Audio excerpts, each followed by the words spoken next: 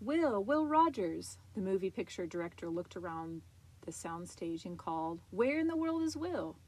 It was January 1931 at the Fox Film Studios in Hollywood. The stage was set up for the filming of a movie picture. The cameras were in place and the bright lights were all turned on and ready. A group of actors stood at one side. Each was studying the part he had to play. The director and the assistant director were searching for the star of the picture, Will Rogers. The director glanced at his watch. "We must get these scenes finished this morning," he said. "Then we'll be all through. Louise Dresser, have you seen Will?" A pleasant-looking gray-haired actress answered, "Not in the last few minutes, but he was here just a while ago." The director was eager to start. "Where's Jack?" Jack was one of the electricians in charge of the lights. He hurried up. "Mr. Rogers was showing me what he wrote for tomorrow's newspaper." "But that was half an hour ago." "Well, maybe he's in his car," said the director. "That's where he always writes his articles." He and Jack ran out to the roadster Will drove. There was his typewriter, but no Will. "Do you suppose he's in his bungalow?" asked Jack. "Why, he wouldn't go near that place," said the director. "He says it's too fancy. Jimmy was a page boy on the set, and he ran errands and he hurried up. "Yes, sir," he said. "Are you looking for Mr. Rogers? I saw him go out the gate and up the street." "Well, go and get him in a hurry," said the director. "Tell him we're ready to start." Jimmy rushed out the gate. He had no idea where to go, but he ran along, looking down each side street. Down one street, he saw a pile of furniture on the sidewalk, and a woman and a little girl were standing there. Talking to them was Will Rogers. Will didn't look like a movie actor, although he was in costume. His costume was an old blue suit, much like the one he always wore. Jimmy hurried toward him, and as he got nearer, he saw Will put a big roll of money in the woman's hand. She tried to give it back, but Will insisted. Then he turned and he started up the street, and he met Jimmy. "Mr. Rogers, they want you on set," said Jimmy. "I never thought I'd find you here." Will seemed very embarrassed. He hadn't expected anyone to see him. "Now, Jimmy, you don't need to tell anybody about where you found me, and you didn't see anything at all, did you?" "Mr. Rogers, I'll bet you were giving that woman money because she's been out of her home." "Well, Jimmy, there's a lot of people out of work these days, and times are pretty hard. But there wouldn't be any point in you telling anybody about that, now would there be?" Jimmy hesitated. "I don't know," he said. "Newspaper reporters ask me all kinds of things." "You know, Jimmy, they have an awful good ice cream down at the studio lunchroom. How about you and I trying a little of that come lunchtime?" Jimmy laughed. "I'd love that, especially if you could show me some rope tricks, too. But you don't have to, Mr. Rogers. I won't tell if you don't want me to, but I don't see why. I think it's just a really nice thing to do." Will scratched his head and grinned. "Now, Jimmy, how would it sound if the newspapers would say that Will Rogers went around handing out bills on the street?" "Well, that wouldn't do at all." So they hurried along toward the studio. "Speaking of newspapers," said Will, "how about taking this down to the telegraph office for me?" He felt through his pockets. "Let's see, it's here somewhere." He pulled out an old envelope with a few lines typed on it. "Yep, here it is. It's my piece for tomorrow's paper. Just send it collect." Will walked into the studio. "Here he is," called the director. "Places, everybody." And all the actors moved into position on the stage.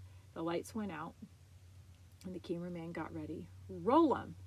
The camera started, and the actors started to play the scene. Will Rogers was walking up and down talking. The other actors on the stage began to grin. The assistant director rushed up to the director, and he pointed to the stage. He pointed to the paper in his hand. He whispered, "That's not the way it's supposed to be." But the director waved him away. When the scene was over, the director jumped up. "Cut," he called it, "and print it." He walked over to Will, and the other actors were laughing. "Will," said the director, "how'd you come to change that part that way?" "Well, now, I hope you didn't mind. You know, those words that I was supposed to say just didn't sound like me, so I put it in a few of my own. You know, I'm really not much of an actor. I've just got to be myself." Louise Dresser spoke up. "If you're not an actor, it's a funny thing that your pictures bring more people to the theaters than anybody else's." "Will, I've got to hand it to you," said the director. "You made this scene a lot better your way. Looks like another smash hit, just like your last one." "You think you're through with me now?" asked Will. Jimmy, the page boy, handed the director a note. He read it before answering. "Wait a minute, Will," he said. "There's a group of very important visitors who want to see your picture being made. Maybe you'd like to say hello to them?" "I've got a very important date with my friend Jimmy here. Then I've got to go to the ranch and rope a few calves this afternoon. Then I'm taking off on a little trip. Now, you wouldn't want me to disappoint Jimmy and the calves just to show off to some tourists, would you?" And the director laughed. I won't insist on it. Besides, you're the star of the picture, and you could do whatever you want anyway. Are you going off on another airplane trip? Yep, said Will, just getting a little restless. Be sure to be back for your next picture, Will, in just a few weeks. Oh, I'll be there, said Will. It was 2 days later, and 3 newspaper reporters were waiting in the White House in Washington, D.C. to see the President of the United States. What's holding us up? Asked a young reporter. Someone's flying into town to see Mr. Hoover, said another. He's to go in ahead of us. Must be a very important person.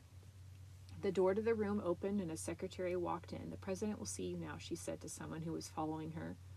All 3 reporters looked up in interest. They wanted to know who it was that could get right in to see the president.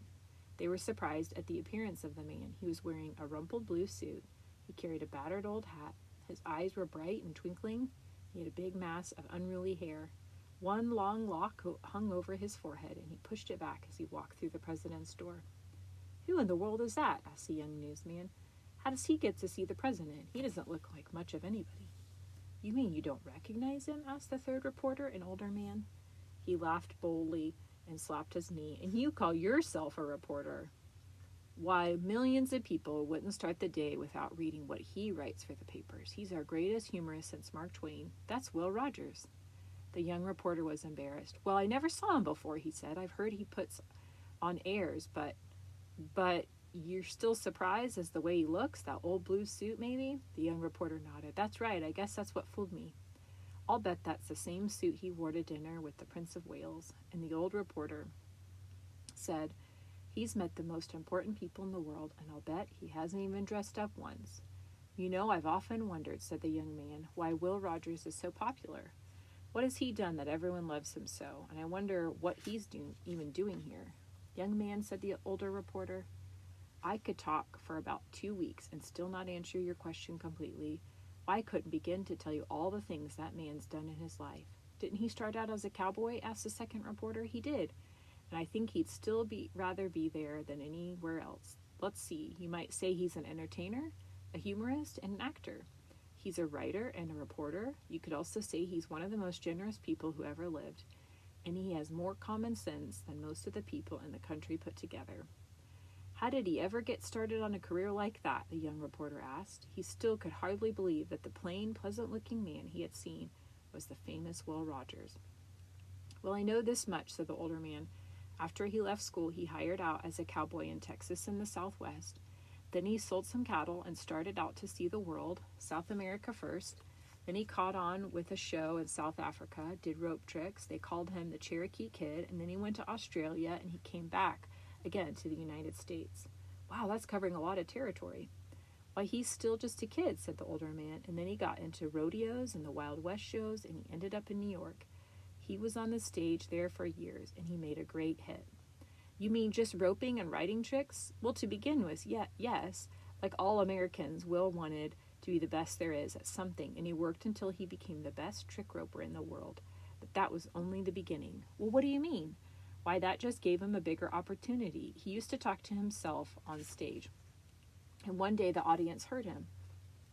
They were so amused, he started talking with his act all the time, and he's been talking ever since. Did you hear him on the radio last year? Asked the 2nd reporter. He just talks about the important things that are going on in the world, and what he says makes sense. He puts it in a humorous way. When people laugh, they don't forget so easily what he said. You've got it right, said the older newspaper man. There are lots of good comedians and actors on the stage and the radio and the movies, but there's only one Will Rogers. Somehow he stands for the best in America. He's made a great success, yet he's friendly and modest and always ready to help another fellow. You know what he paid for those radio talks? Said the 2nd reporter. Some tremendous sum, the most ever paid. And do you know what he did with it? He gave it all to charity. The young reporter whistled. You know, said the older reporter, there's something he said once that tells more about him than anything else. He has made many famous remarks, but this is my favorite. Will Rogers says, I never met a man I didn't like. And all 3 were silent for a minute. I suppose that's the answer, said the 2nd reporter. He really loves people, but I've heard him scold a lot of people when he gets talking about politics. Oh, certainly, said the older man. He can see faults and spot a faker quicker than anyone. He can take down someone who's got a swelled head. That doesn't mean he doesn't like them. He's never mean about his scoldings. He always does it in a kindly way, a humorous way. I wonder what he's doing here today, asked the young fellow. I expect he's got something to do with the drought and hard times, said the second reporter. When people are in trouble, you can always expect Will Rogers to be interested, said the old reporter. And now, especially when Oklahoma has poor crops and everyone is so hungry, Will always says he comes from Claremore, Oklahoma, even though he lives in California because of the movies now.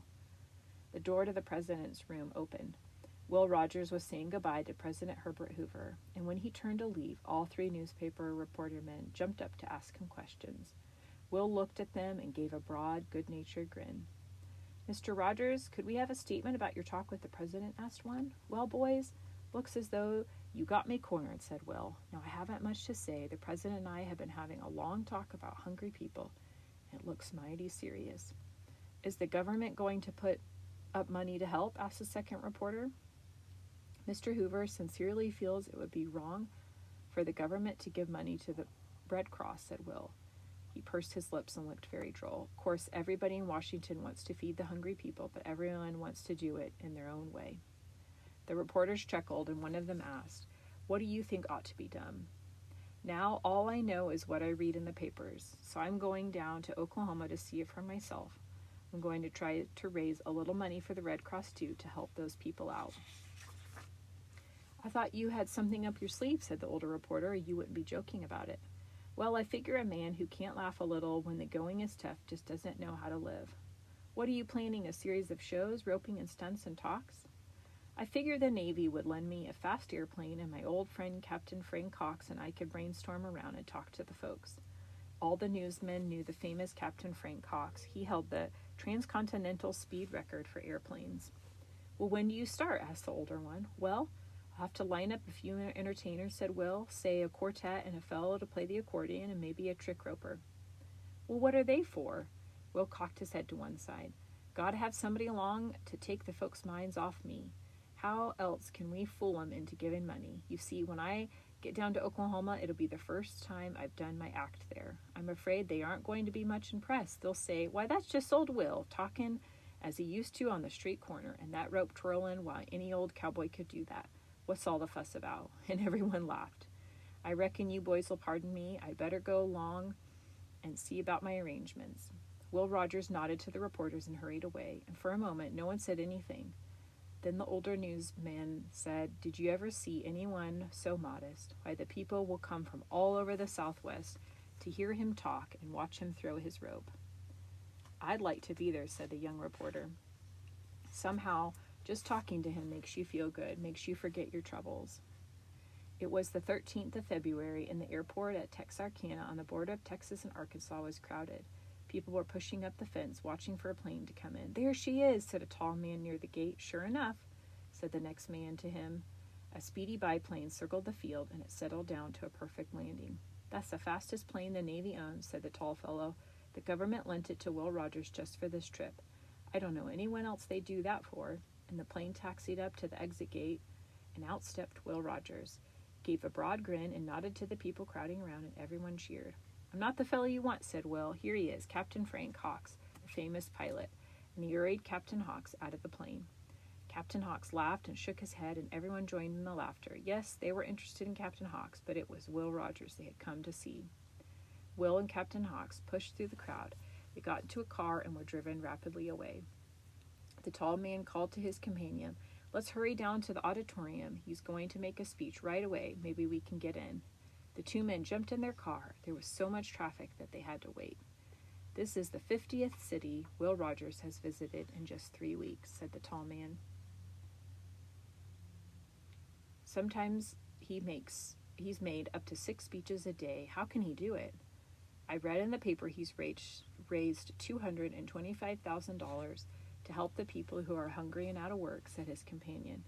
And he gave $5,000 himself in each of the 3 states he's visited, Texas, Oklahoma, and Arkansas. What do you think of that? The tall man nodded wisely. It's wonderful. They parked as near the auditorium as they could, but when they reached the door, they couldn't get in. The hall was full. People had come from all around the countryside to see and hear Will Rogers and to help him raise money for the needy. The tall man pushed his way up to the door. Maybe we can stand in the back. And he opened the door just as he did, so the crowd inside let out a roar of laughter at something Will Rogers had said. Up on the stage, Will was sitting on the edge of a table, twirling a rope. When the laughter died down, Will said to the audience, "You're doing fine. We'll get out of here early. It takes twice as long to get out when I have to explain the jokes." And the crowd laughed again. An usher moved up to the tall man. "Sorry, no room for anyone else," he whispered, and the two men went outside again. The tall fellow said, "You know, a lot of important people think Will ought to run for president, and I think he'd be good, too. He's a great man." His companion said, "Yes, I know, but Will won't listen to it. He says he ought to go right on doing what he knows best. He thinks he can do more for people that way." Sometime later, the laughing audience poured out of the hall, and the tall man and his companion stayed close to the door for another look at Will Rogers. Soon he came walking out, nodding and smiling to the waiting people. A reporter pushed through the crowd. "What are you going to do now, Mr. Rogers?" he asked. And before Will could answer, a messenger boy shouldered his way forward, calling, "Telegram for Will Rogers." "Here you are, boy," Will called. He ripped open the yellow envelope. "Well, I'll tell you what I'm going to go do. This little message is from Fox Film, folks. I've got to get back before I'm unemployed." He sighed. "Too bad. I was just fixing to ride out to the nearest ranch and rope a few calves."